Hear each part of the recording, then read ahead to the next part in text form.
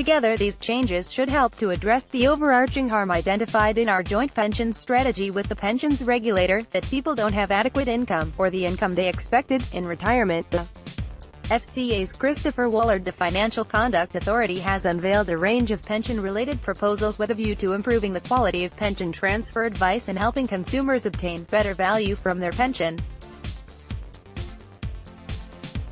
The package includes Consultation Paper 1925, which proposes a ban on contingent charging for pension transfer advice, an update on the work the regulator has been doing on non-workplace pensions, and its final policy statement, PS 1921, for the Retirement Outcomes Review.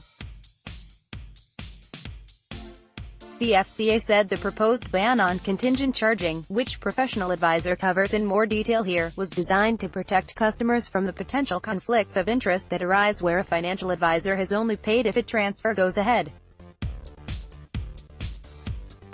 Related articles: FCA proposes low-cost, abridged advice service for DB transfers. Executive Director of Strategy and Competition Christopher Wallard said, "We have carefully considered the available evidence on the impact of banning contingent charging, including how we can maintain access to advice for those groups of consumers who would benefit from a transfer.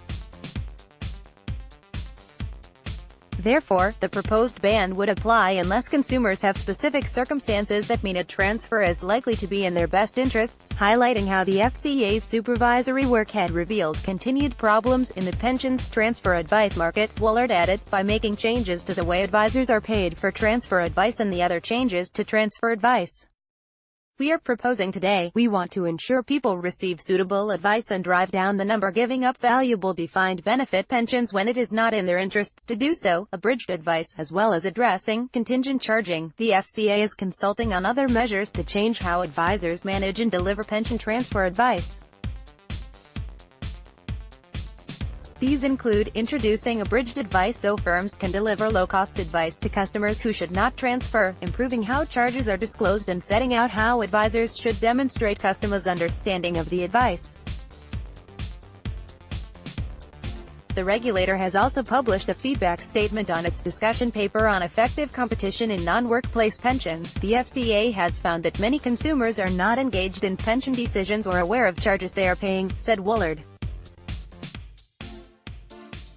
Products and charges are often too complicated to compare, leading to a lack of price competition.